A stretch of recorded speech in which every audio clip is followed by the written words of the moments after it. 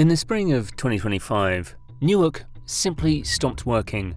Planes frozen on taxiways, hundreds of flights cancelled, delays past 4 hours. But if you fly Newark, you weren't surprised. You've got your own story.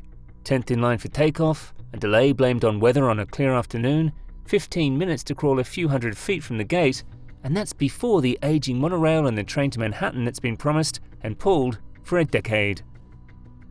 The country called 2025 a meltdown. Regulars called it Tuesday. Because none of this really traces to the technology or the staffing. It traces to the airport itself and a footprint locked in place in 1928. There is a sweeping plan to fix all of it, and it runs to the year 2065. So what does it actually take to fix an airport this broken? And why does the fix take almost 40 years? For years, the FAA has classified Newark among the most delay-prone airports in the country, long before 2025 turned it into a national headline. A performance review covering March 2026 placed Newark second worst nationally, with roughly 7 in 10 flights delayed or cancelled. Separate data covering July 2024 through June 2025 ranked New Jersey second among all states for flight disruptions, with 26.4% of departures delayed or cancelled. For anyone arriving from a modern hub in the Gulf or Asia, the contrast hits the moment they step off the jet bridge. In the aftermath of that meltdown, the FAA replaced aging radar transmission lines with fiber optic connections. Controller hiring became a stated federal priority, and crews reopened the airport's rehabilitated primary runway ahead of schedule. All three of those fixes landed successfully, and travelers kept experiencing delays at nearly the same rate. In early April 2026, under ordinary spring weather, Newark logged more than 180 delays and about a dozen cancellations in a single day. By the 4th of July weekend, those numbers climbed to 247 delays and 33 cancellations on the holiday itself, followed by 185 delays and 21 cancellations the next day. Aviation analysts described the pattern as structural rather than episodic, pointing to infrastructure constraints baked into the airport itself rather than any temporary staffing gap. Instead of another attempted fix, the FAA simply capped how much of the airport could be used. It has limited hourly arrivals and departures at Newark since June 2025. The ceiling now sits at 72 an hour and has extended that limit through October 2026. A federal regulator is effectively rationing how much of the airport airlines are allowed to use because the physical layout cannot safely handle more traffic. Getting to the airport is its own ordeal. The AirTrain, a monorail system that first opened in 1996, has a long history of outages that forced travelers onto replacement shuttle buses, and reaching the airport from Manhattan still means changing trains and services. Roadways leading into the airport are congested and confusing, with navigation apps regularly rerouting drivers around the worst stretches. For decades, residents of Newark's South Ward have lived beside an airport rail station that a 40-minute transit trip separated them from. Inside the terminals, the experience depends entirely on which building a traveller walks into. Terminal B opened in 1973 and now handles roughly 11.5 million passengers a year through gates and corridors originally sized for 6.8 million. Terminal C dates from the same era, and both show their age in cramped layouts and aging equipment. Then there is the $2.7 billion Terminal A, which opened in January 2023, and which travelers genuinely praise, a place where passengers land and clear the building in minutes. The gap between these two experiences inside a single airport tells you exactly how long these problems have been building. 3 runways serve Newark, but only 2 see regular use. The primary departure runway runs 11,000 feet, the primary arrival runway runs 10,000 feet, and a third strip at 6,800 feet handles traffic only during high wind conditions. In daily operations, Newark runs as a 1 runway in, 1 runway out airport, and it's the second busiest in the New York region behind JFK, which means peak hours simply run out of available slots and departure lines back up deep. Even the Port Authority's own EWR Vision Plan describes the taxiway network as delay-prone, a remarkable admission to put into official planning documents. When Newark Metropolitan Airport opened on 68 acres of reclaimed marshland in 1928, it was the first major commercial airport in the New York metropolitan area, and one of the first in the country with a paved runway. An air traffic control tower followed soon after. The Art Deco administration building, dedicated in 1935, served as the original passenger terminal, and by the early 1930s, Newark handled more commercial flights than any other airport in the world. City planners chose that site for its proximity to the port and downtown. Room for future growth never factored into the decision. Today, the New Jersey Turnpike, Routes 1 and 9, the seaport, and the cities of Newark and Elizabeth box in the airport on all sides, leaving zero room for expansion. Every proposed fix has to fit inside a boundary that will never move. Terminal construction during the 1970s locked the geometry even tighter, with terminals A, B, and C arranged around traffic volumes nobody expected to eventually reach nearly 49 million passengers a year at peak. Newark also sits in the most complex air traffic environments in the country, adjacent to JFK and LaGuardia, which limits how controllers can route traffic in ways no construction project can change.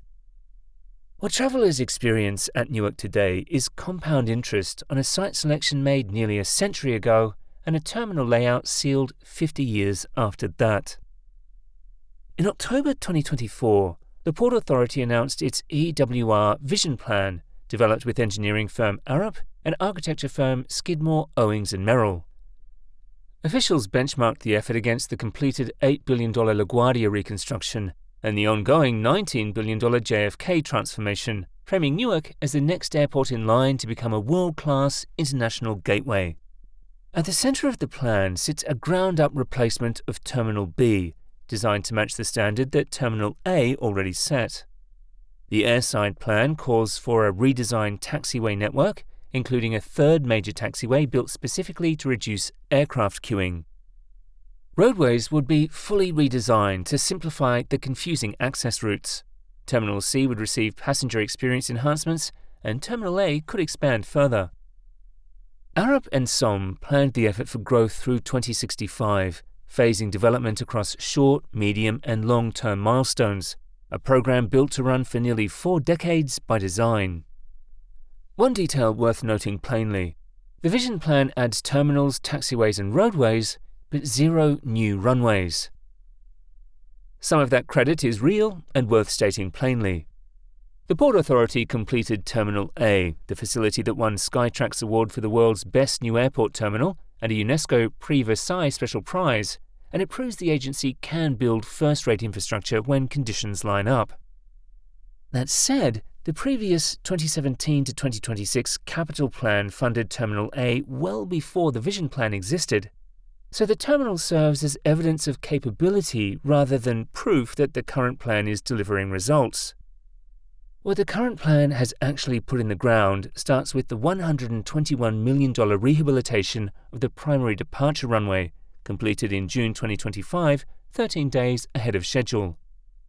The $3.5 billion air train replacement broke ground in October 2025, with major guideway construction starting in January 2026 and an opening target of 2030.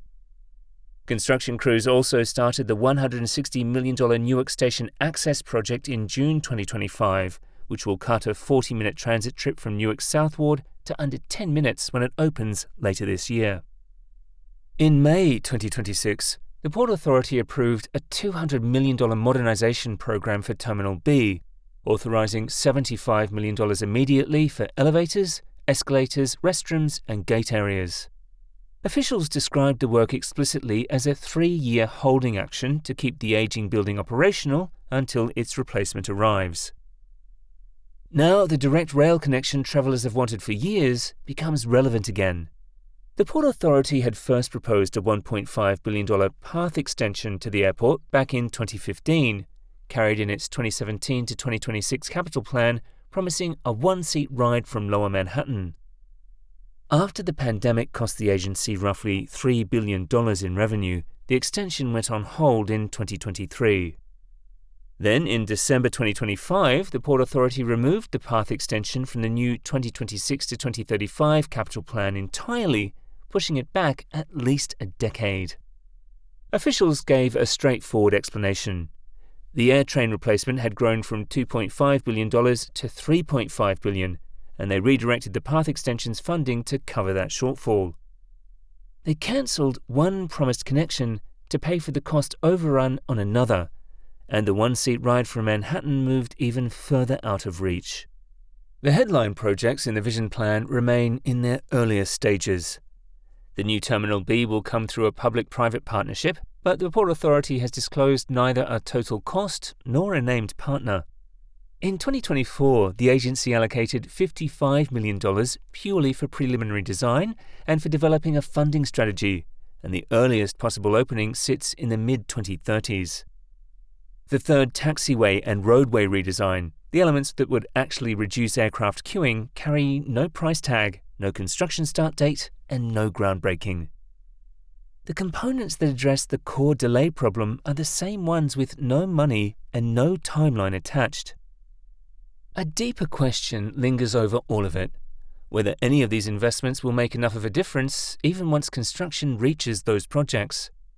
The Regional Plan Association, which has studied New York's airport system for decades, has concluded that operational improvements can trim delays, but the only measure that meaningfully increases capacity at airports like Newark is building new runways. And that is the one thing the plan never adds: a new runway. With the airport boxed in on every side, there is nowhere to build one, even if they wanted to.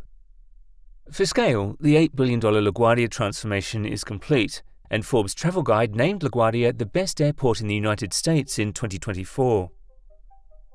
JFK's $19 billion overhaul includes a $9.5 billion new Terminal 1 and a $4.2 billion Terminal 6, with first gates opening this year. O'Hare's $8.5 billion terminal program, originally planned for a 2026 completion, has already slipped past 2034. Salt Lake City took the cleanest route and rebuilt its entire airport from scratch on open land for $5.1 billion, something Newark structurally cannot do because there is no open land.